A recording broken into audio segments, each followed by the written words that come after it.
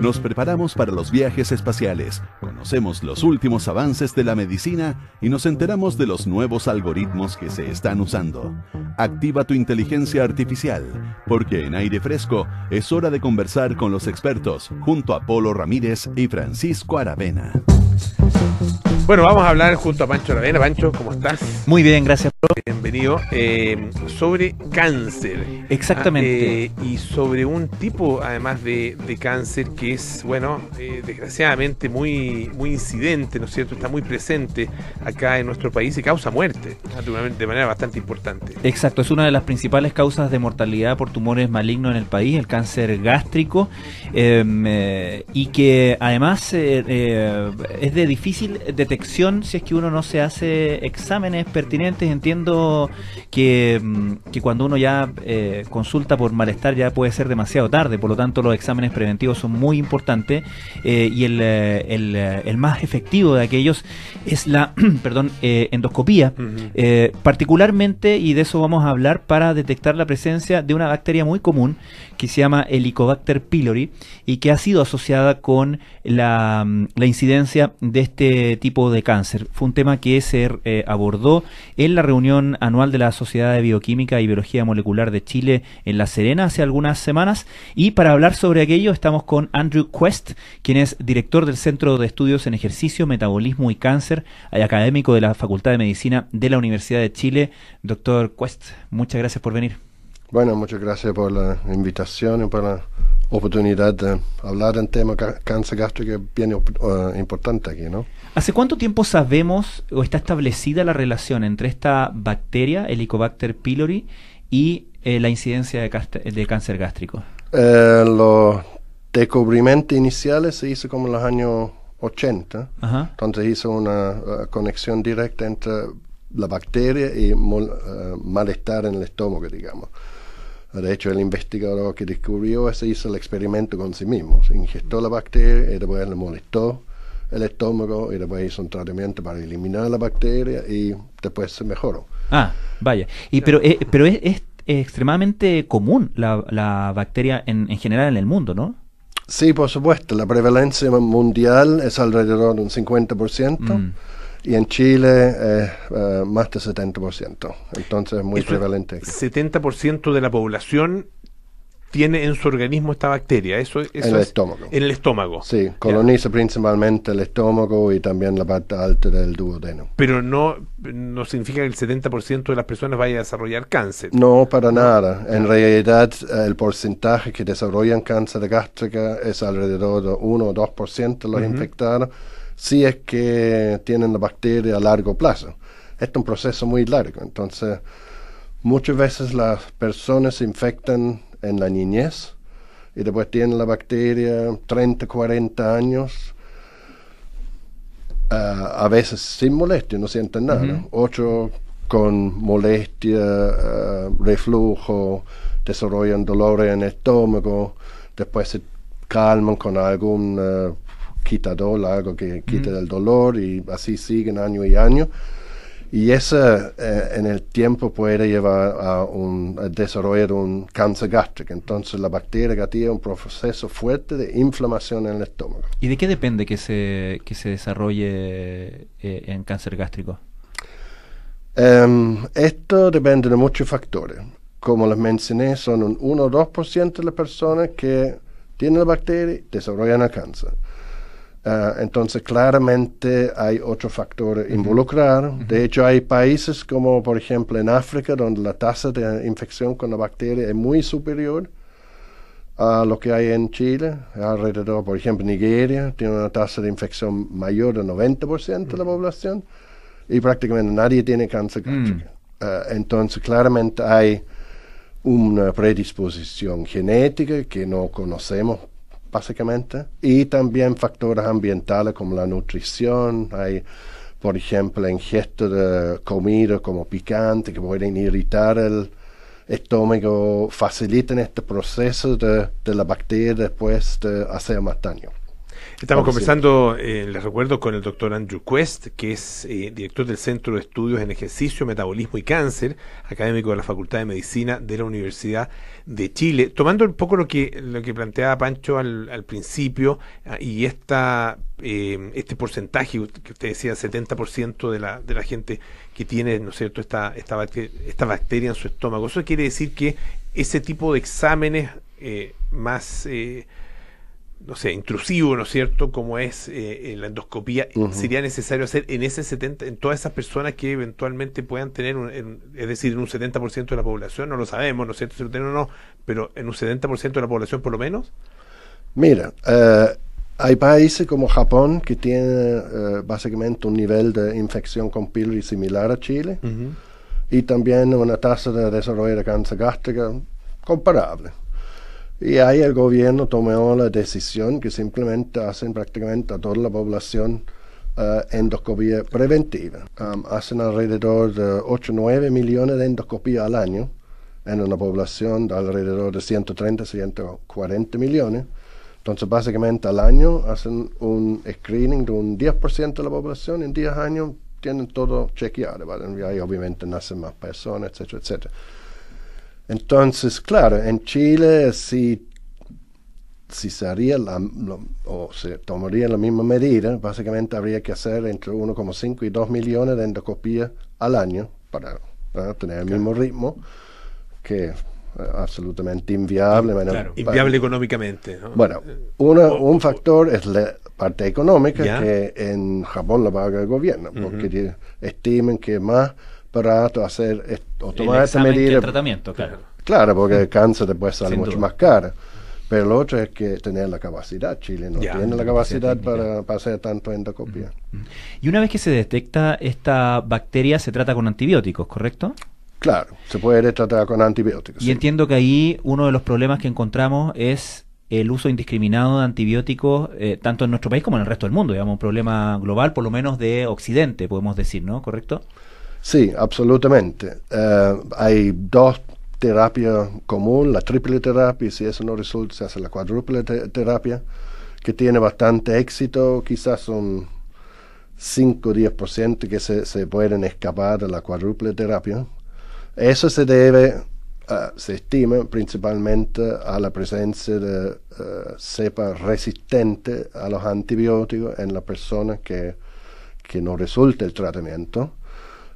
Y bueno, uno puede preguntarse de dónde viene la resistencia, justamente por el uso de antibióticos de una forma no adecuada, en el sentido que sienten dolor de garganta, van a la feria, compran un par de pastillas, lo toman 2 o 3 días, pasa el dolor y ya, listo. Y después, 2 semanas después, tienen tos y de nuevo 2 o 3 días, etcétera. Entonces, con ese tipo de comportamiento, lo único que está haciendo la gente es seleccionando bacterias cepa resistentes. Las más fuertes, claro. Claro, cada vez son menos susceptibles al tratamiento con antibióticos. Estamos ayudándole a la evolución de las bacterias, en definitiva. Sí. Ahora, ¿qué se puede hacer? Porque, claro, está esta posibilidad, ¿no es cierto?, de la presencia de la bacteria en nuestro estómago, en un alto porcentaje. Hay un grupo de esas personas que va, un 1 o 2% que va a desarrollar cáncer.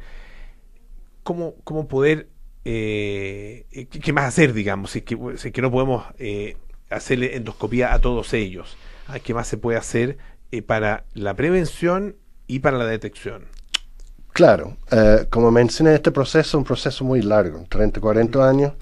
La mayoría de las casos que llegan a la clínica con cáncer gástrico más o menos están alrededor, o tienen alrededor de los 60 años, y han estado infectados, no sé, unos 40 años, para decirlo así. Ahora lo que mencioné es que la gente tiene muchas veces molestia, pero son como no tan graves. No sé, tienen reflujo, acidez, después desarrollan una gastritis, hasta una gastritis lo atrófica. Puede achacar a muchas otras cosas, digamos. Claro, y después no lo toman en serio, toman medicamentos para suprimir el dolor, que no elimina la causa, ¿cierto? Simplemente hacen que no sienten nada. Claro. Y eso hace después que estos síntomas pueden los procesos inflamatorios pueden después desarrollarse mucho más tiempo, y eso es lo que lleva después al desarrollo del cáncer. Entonces, en realidad, lo que tienen la gente que hacer es, cuando realmente sienten como el estómago, algún dolor, consultar al médico y después hacerse el examen que corresponde, porque al final, si el médico dice hay que hacer una endoscopía, bien, entonces hay que hacer una endoscopía. Ahora, lo que hay que tener en cuenta es que la endoscopía igual es una ¿cómo se dice? Un procedimiento invasivo. Entonces se introduce una sonda en el estómago, la persona se queda dormido, se toma muestras de tejido, porque hay que analizar después y asegurar que es el Helicobacter pylori, y después si hay o si está la bacteria, entonces ahí después se hace el tratamiento, generalmente con antibióticos. Ahora, el problema con el tratamiento con antibióticos, más allá de la posible resistencia, es el hecho que elimina, obviamente, no solamente el Helicobacter pylori, elimina todas las bacterias que nosotros tenemos en el intestino. Tenemos billones y billones de bacterias, y muchas de ellas son beneficiosas. Entonces nos ayudan a digerir, procesar nuestros nutrientes y sacar el mayor provecho posible de nuestros nutrientes. Entonces, si tomamos una antibiótica que mata en forma indiscriminada todas las bacterias, entonces vamos a terminar con un intestino que no es funcional. Entonces se trata después de sobrellevar este problema dando probióticos para que se levante de nuevo una flora intestinal productiva, para decirlo así. Pero eso puede tomar, hay estudios en países, por ejemplo, en Suecia, donde se han hecho este tipo de tratamiento, puede tomar hasta años hasta que la gente realmente después se recuperen y que tengan una flora o una microbiota como lo tenían antes. Entonces también hay que tratar de buscar medidas para eliminar la bacteria que no sean tan invasivas. Y es algo que nosotros también estamos, más allá de entender qué es lo que hace la bacteria, tratar de desarrollar medidas que permiten eliminar la bacteria, no en forma indiscriminada. Le quería preguntar por eso, porque no sé si estará familiarizado con Martin Blaser, que es uno de los investigadores que estableció como patógeno el Helicobacter pylori. Tiene un libro de divulgación que se llama Missing Microbes, y él, en un momento, después de trabajar en la identificación de esta bacteria como patógeno, empezó a mostrar investigaciones que decía que sí podía tener efectos, por otro lado, beneficiosos, sobre todo en la infancia, que en caso, él hace una investigación particularmente con su mujer, con Gloria Domínguez Bello, que investigan, por ejemplo, en poblaciones indígenas en la Amazonía venezolana. Les toman muestras, digamos, están justamente buscando como microbiomas no contaminados por antibióticos, básicamente. Y han establecido, por ejemplo, que la bacteria puede ser incluso protectora de ciertas cosas en la infancia. Entonces quería preguntarle por las complejidades que tiene como la eliminación indiscriminada, si se puede decir así, de esta bacteria. Bueno, eso es algo que también hemos analizado mirando la literatura, y efectivamente la bacteria no solamente tiene efectos dañinos, también tiene efectos beneficiosos. Por ejemplo, gente que tiene asma, si tiene además al mismo tiempo la infección con pylori, tiene síntomas mucho más leves. Entonces, de cierta manera, la presencia de la bacteria suprime esta respuesta excesiva del sistema inmune contra ciertos alérgenos. Y también ayuda, por ejemplo, en personas que tienen colitis, también, que es básicamente una reacción inflamatoria en el colon. Entonces ahí la presencia de la bacteria hace que se reduzca la inflamación, entonces los síntomas no son tan graves. Pero en general, la presencia de la bacteria se asocia con un desarrollo de varias enfermedades que es peor. Entonces, por ejemplo, algo que hemos trabajado ahora es ver cómo la bacteria influye en el desarrollo de enfermedades neurodegenerativas, por ejemplo, porque uno siempre piensa en la bacteria en el estómago, y hay bastante poco evidencia que la bacteria en sí puede salir del estómago, pero lo que hemos descubierto es que la bacteria libera de su superficie lo que llamamos vesícula de la membrana externa. Entonces estos son pequeñas partículas, tamaño más o menos de un virus, y estos sí pueden salir del estómago y pueden llegar a la circulación y pueden llegar al cerebro.